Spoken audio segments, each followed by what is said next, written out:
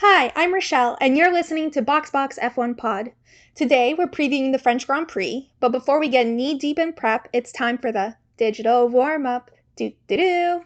Lap 1, F1 updates. So, this weekend, Mercedes is going to be running Nick De Vries instead of Lewis during FP1, which I guess is pretty common to do. I kind of feel bad for poor Nick De Vries, who keeps getting mentioned in F1 news, but doesn't seem to be able to get past FP1. So, poor Nick. In other news of poor people in F1, the FIA released a statement on behalf of Michael Masi, stating that he has decided to step away from the FIA and move to Australia to be closer to his family. Didn't know he was Australian, but fine. More importantly, though, did he actually quit / decide to leave the FIA, or was he fired? Pretty sure he was fired. It might have also even been agreed upon originally. They were like, you're going to have a small period of time where you pretend that you still work for us, and then you're going to decide to quit. I feel like Michael Masi got done dirty. Like, he had his issues, not just Abu Dhabi, in general, throughout the year in decision-making and everything. But that's also, like, a systemic thing, right? Like, he's the face of it. He gets the brunt of the criticism, but he's got a whole, like, system underneath him that clearly wasn't working. This year, they decided to upend that entire system, and is it working? No.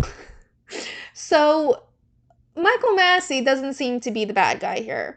It also seems like the double race director thing isn't such a great idea either. It does sound, though, as if what we had before Michael Masi, where there was a race director and then, like, his henchman that would sort of filter all of the stuff through him, and there was one person making the decisions and one person dealing with, like, the people issues, I suppose. That's always got good reviews. I don't know why we put two people, like, equally in charge instead of doing the, like, henchman route that we had before Michael, or give Michael someone to help. Well, Michael had to take the fall. Michael was, unfortunately, never going to last, especially after Abu Dhabi. Mercedes was coming hard after him. But I feel like now that we can reflect, we can collectively agree Michael Masi was not necessarily the entire problem. It might be an internal FIA problem they need to look at. Anyway, I hope Michael enjoys his time in Australia with his family, and relaxes a bit away from mean F1 people. All right, lap 2, off the grid.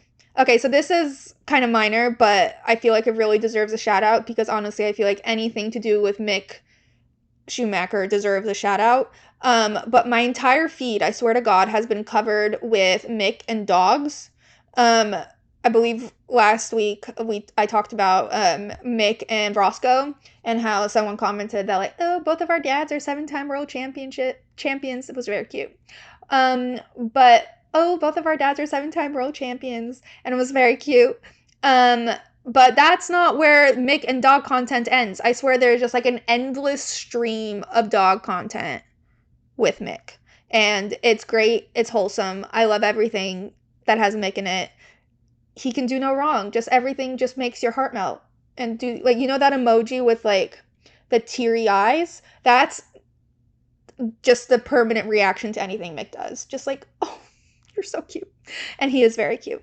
By the way, if Angela needs to delegate some of her tasks, I'm pretty sure Mick would take the dog duties off her hands, because I feel like Angela has enough going on for her, and Mick doesn't seem to mind the dog tasks, so that might be a good distribution of duties. Also, I was talking to a friend, and we were trying to figure out how much Angela makes in a year, because theoretically she's a physical therapist, I suppose, / personal trainer, but she's clearly way more than that.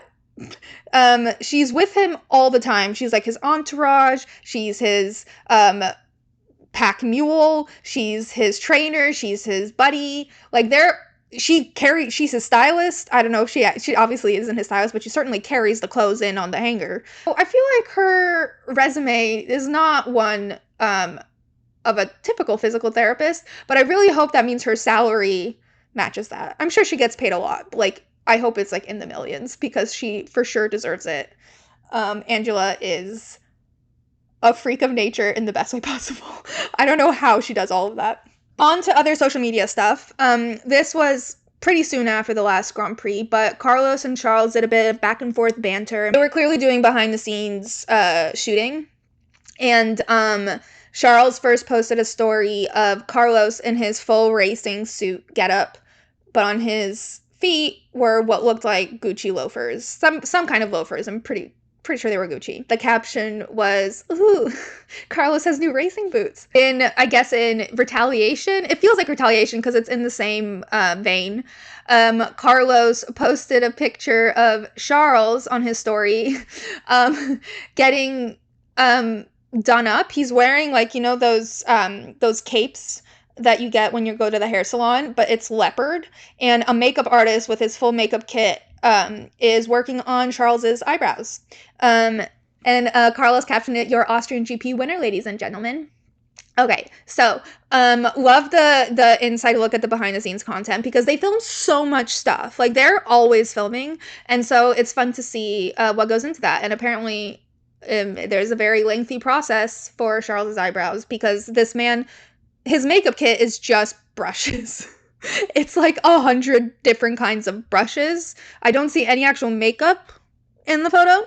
I don't know if all those brushes are for Charles's eyebrows, but it's interesting. Wonder what Carlos gets. He has quite intense eyebrows. Okay, so we've covered a lot of F1 social media trends lately, specifically liked by Pierre Gasly. That was an iconic period of time. By the way, I bought his shirt, liked by Pierre Gasly, that he's now selling on his website. And I have to say that the marketing and the customer service don't necessarily match up because I ordered it with expedited shipping a month ago. It was supposed to arrive 3 days later, and I still haven't received it. So that's unliked by Rochelle. But I really hope I receive it soon because it's a really fun shirt, and I think it's a great idea. But we have now moved on from the liked by Pierre Gasly trend. Well, I guess we'll never actually move on from the liked by Pierre Gasly trend, but we've added to our roster of social media trends. And this one involves George. And I have to be honest, as much as I am on F1 social media, I miss this trend. But so did George. And it's the George Russell is the type of guy to blank. And people have come up with hilarious ones, like so many. Well, let me read you some of them. So this first one is, George Russell is the type of guy to ask the waiter, "What's the damage?" before they hand him the check. Which he is. And George replied to that, "How am I the kind of guy who only now discovered this trend?" And then went on to comment on a bunch of them. I will read a few of them because they actually are spot on. So this one reads, George Russell is the type of guy to say, "I'm just going to squeeze right by you" when trying to get through a crowd. And George responded, "Manners cost nothing, people." The next one is, this one's my favorite, and George's too. He was like, the simple ones are the best. But the tweet is, George Russell is the type of guy to say, "I won't get too far without these" when he comes back to grab the car keys he forgot. The next one is, George is the sort of person to look at all the George Russell as a sort of person to tweets and confirm that he does actually do all that stuff, which George had actually gone ahead and done. Just want to give credit where credit's due. The internet really pegged George down well. He is such a keen bean. It is insane. The last one that I wanted to read out was AlphaTauri tweeting, George Russell, the type of guy to say, "Here comes trouble" when his mate arrives at the pub. Facts, though. He totally would. Obviously in a very posh British accent, which makes it even more funny. But all of these are so George. He's such a... Honestly, what are the words to describe George Russell? He's keen. He's pretentious a little bit, but not too much. He's got banter, for sure, but he kind of feels like he has a stick up his butt. By the way, the other day I read a quote from George Russell. Basically, the quote is, there are some traits that he definitely carries that are really intriguing for me. I'm not going to share those now because I'm the only driver on this grid who has the luxury of being teammates with the greatest driver of all time.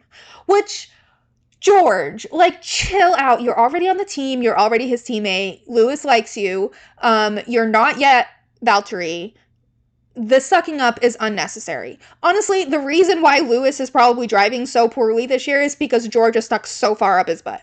Like, he needs to calm down. It, like, reminds me of when he was waiting to be signed by Mercedes, and he posted on Instagram a picture of him washing his Mercedes and captioned it, "You gotta take care of the things you love."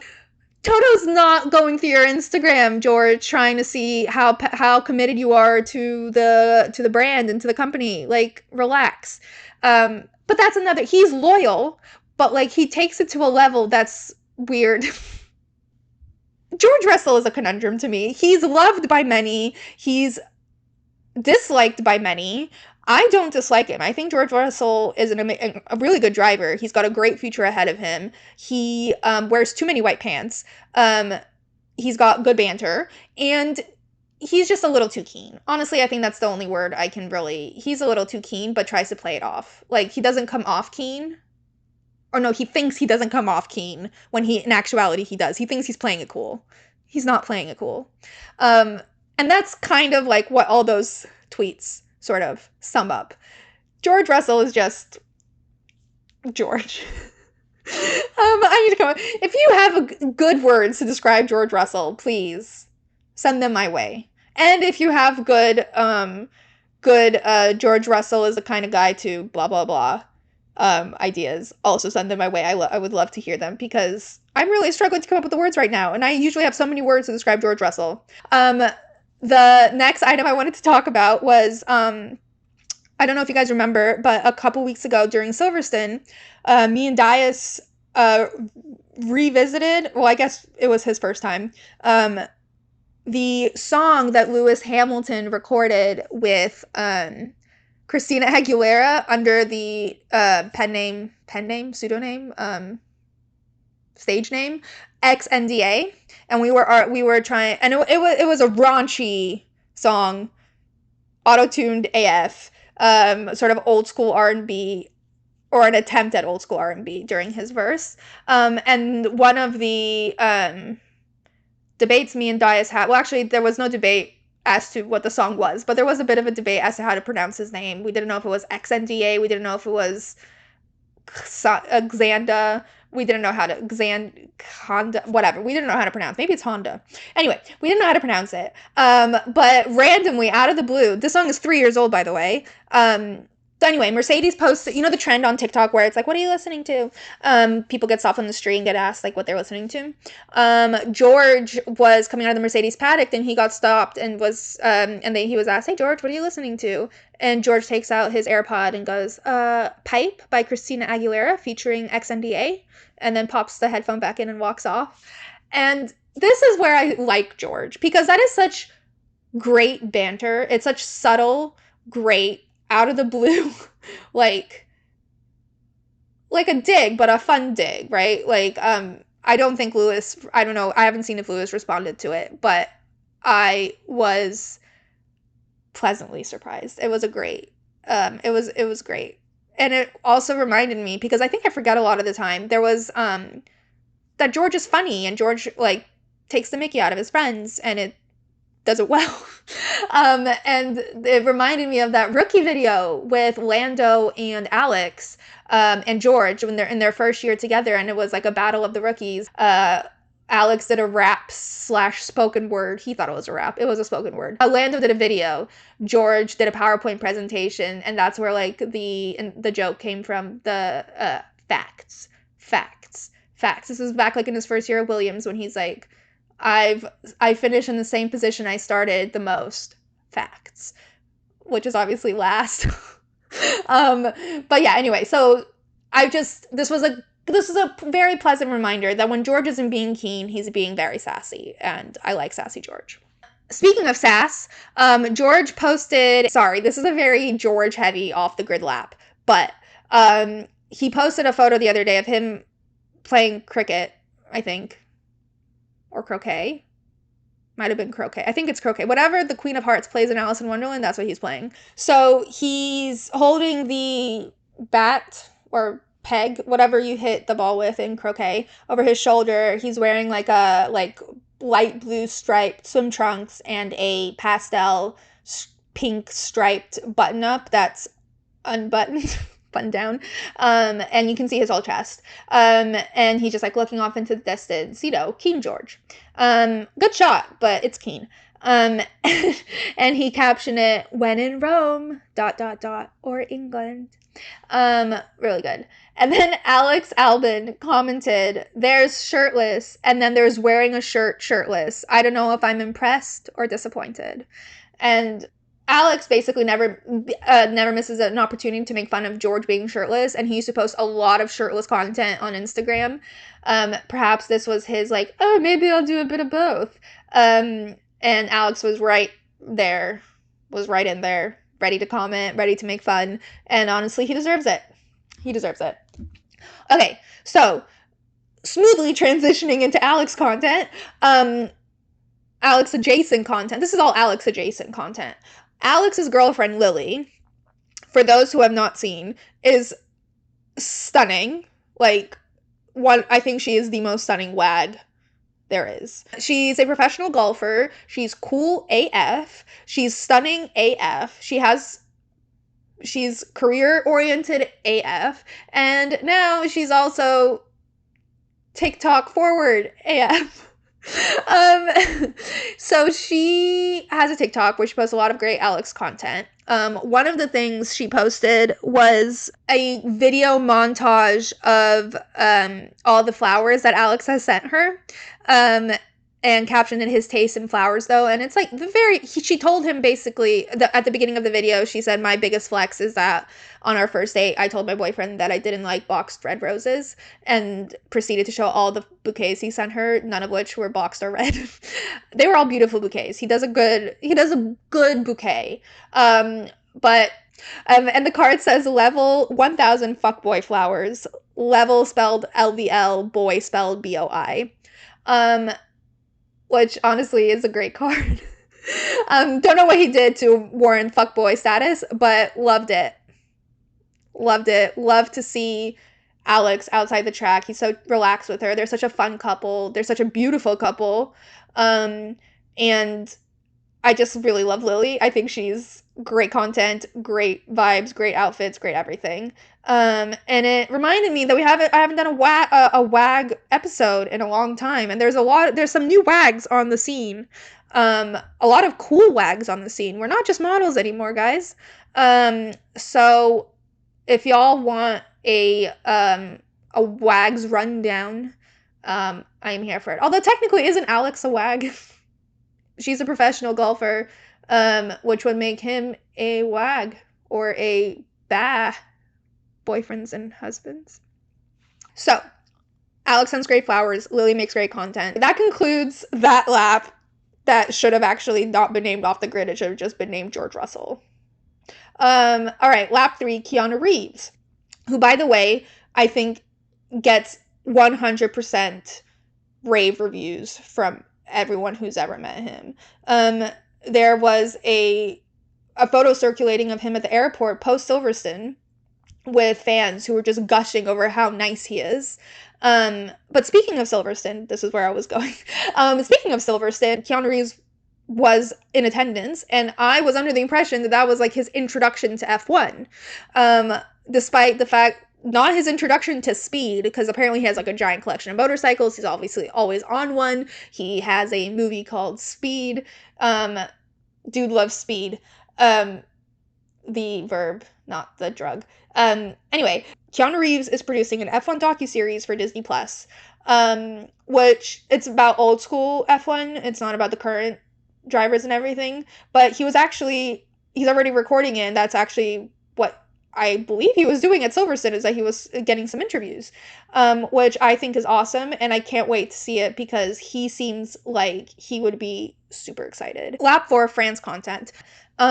a very cute thing that happened today, and anything Seb does is cute to me. Seb drove a car called the Green P, which was the very first Aston Martin Grand Prix car, and it competed in the 1922 Grand Prix in France. And Seb drove it, and he dressed the part. He looked very 1922, or at least trying to look 1922. He wore like a suit with like, not like a full suit, like a dress shirt and the vest, and he wore like a newsboy cap, and he put like those goggles on, like, you know, those aviation goggles so I guess they used to wear them in F1 too, but like those like funky goggles. And there was also a video of him, like, I guess it was a 2-passenger seat car, because there was a video of someone sitting next to him as well.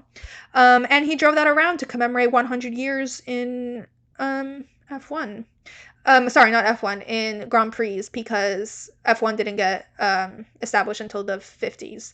This was just Grand Prix.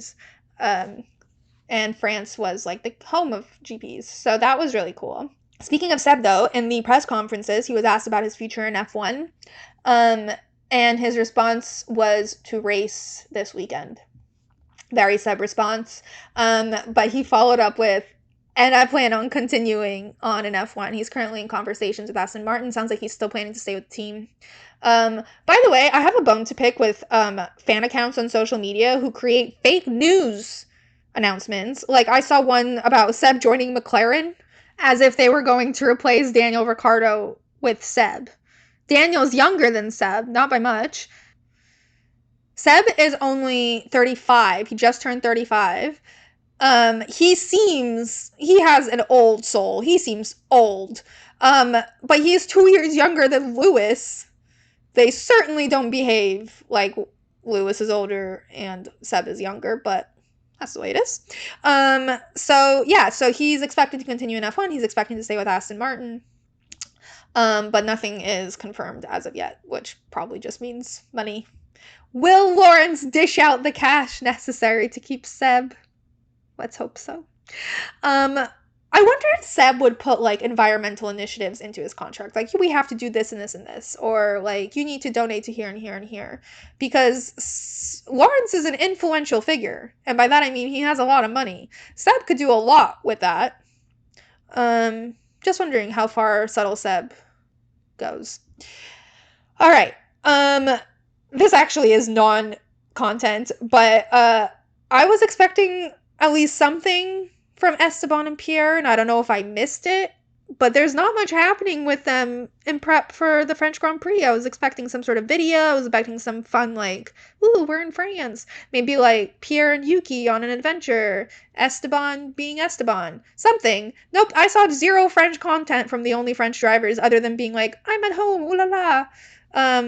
I was expecting more. That concludes the digital warm-up. Okay, time for the track walk. Before we get into the circuit as it is today, we're going to talk a little bit about the history of the track and about the history of the French Grand Prix. So the circuit is called the Circuit Paul Ricard. And before we get into that history, I feel like we need to cover Paul Ricard. And we did this last year for the French Grand Prix, but I love Paul's story so much. So I'm going to give you guys a brief recap. So Paul was born in 1937 in Marseille. He wanted to be a painter, but his dad made him work for the family winery. And sometime during his youth, Paul was introduced to pastis, which is an anise-flavored liquor, kind of like absinthe, by a random shepherd, as you do. So actually, fun fact, anise products were banned during World War I in France because apparently anise undermined the French war efforts. Basically, everyone thought that anise liquor and anise drove people crazy. And to be fair, I can see where they got that reasoning from. So many artists and painters were addicted to absinthe and pastis and died from alcoholism or alcoholism-related issues. For example, Hemingway loved a good cup of absinthe. And Henry de Toulouse-Lautrec, who did all of the paintings of the Moulin Rouge, he had a fun cocktail where he would mix equal parts pastis, gin, and whiskey, shake it all up, and just sip on that. Can you believe he was an alcoholic? Odd. Anyway, also, another side note, there is a restaurant in New York City called Pastis, which is mentioned in Devil Wears Prada, because Miranda has reservations there, and it also is where, like, all the cool people go. I'm pretty sure, and I would very much like to visit. I hope they serve pastis. Otherwise, why are they called pastis? Anyway, back to Paul Ricard. So once he tried pastis, he became kind of obsessed, not like in an alcoholic kind of way, but more like in a conceptual kind of way. So he locked himself in his room and developed like a secret recipe for pastis. And obviously it all had to be in secret because it was illegal. So he developed this recipe that no one knows to this day. And he became a pastis magnate. He also got to save some money because he was an artist in his heart. So he got to put his passion for art to use. So he designed the branding and he did all the marketing for pastis. And that leads us to Formula One, because part of his marketing was sports marketing. He was actually one of the first sponsors for the Tour de France. And after that, he was like, not enough. I'm going to build an entire circuit for race cars so that I can use them to market pastis, which he did. And turns out he had quite a marketing budget. But that's how Circuit Paul Ricard came into fruition. So now a little bit about the track history and French GP history. So France is actually the birthplace of the Grand Prix. The first one was in 1906. And before F1 settled on Paul Ricard as their go-to circuit, they went through 16 other tracks. The first race, the Paul Ricard circuit was built in 1969 and had 2 racers on as consultants to help build it. And the first race took place in 1971, which was won by Jackie Stewart. In case you don't know who Jackie Stewart is, he's always on TV during F1 races on Sky or on F1 TV wearing the Scottish cap. No doubt the man is Scottish. And so, anyway, the Paul Ricard circuit was used intermittently between 1970 and 1991, and it finally returned to F1 in 2018, 25 years after the last race. Between 1991 and 2008, they used another circuit called Magny-Cours. So Paul Ricard used to have a 1.8 kilometer straight with extremely aggressive turns. It's a very fast track, and it's a very windy track, so people go very, very fast. In fact, the straight was so dangerous that it actually killed someone. Elio De Angelis died testing a BMW. The track was, after that, shortened to reduce speeds, even though theoretically the death wasn't a direct result of the track. They still decided that it was better to implement more safety measures before allowing people to return. All right, so about Circuit Paul Ricard as it stands today, it is very commonly used as a testing track, and it's really good as a testing track because it's pretty smooth. The tarmac is quite smooth, and it has a lot of versatility in terms of its turns. So there's 15 corners total, and it's a combination of high, medium, and low speed corners. Plus, it's located in the French Riviera, so the weather is always good. And it still has the very long straight, which is between the last corner, turn 15, and the first corner, turn 1. It's shorter than it was before. It's not as dangerous, but it's still pretty long. And it's also great for overtaking. There's quite a few straights going around, and it's a wide track, so there's a lot of opportunities for some fun overtaking. All right, so what can you expect this weekend? Well, it's very hot in the French Riviera. It is 90 degrees, I believe, in Paris. It might be a couple degrees cooler down south, but Joe is very concerned. He says he might actually have to drink during this race. He says it might be the hottest track they've had this year, but that's a little confusing to me because I'm pretty sure they've had several hot races. Miami was super hot, Spain was super hot, like, do you remember those post-race scenes where they were, like, sweating, like, pouring sweat, could barely move, could barely talk? So they've definitely had hot races, so I'm not sure if this one will be that much hotter than the previous ones, but it for sure is a sign that we need to watch for how the drivers are feeling, because heat is difficult. And also tire degradation, all that fun stuff, the weather will have a huge impact on, so that's something to watch for. So where we left off after the previous Grand Prix a couple weeks ago, Charles won that, and Carlos DNFed. So although Ferrari managed to pull through for Charles, they still have some reliability issues going on. But they weren't the only ones with issues. Max basically had a lot of issues with his tires throughout the race. Checo DNFed, which means that There's also some issues at Red Bull, but it seems with Red Bull, they're kind of one-offs. So unclear whether those issues will follow them into this week. Also, another issue that stands is track limits. If you remember, I think we hit a world record last time for the amount of infractions and warnings people got when it came to track limits. That hasn't changed. The FIA hasn't announced any new regulations, and the drivers were asked during the press conference why it's so hard to stay within the lines. From a driver's perspective, why is it so hard for you to stay in the lines? And Seb responded, because we're trying to go as fast as possible.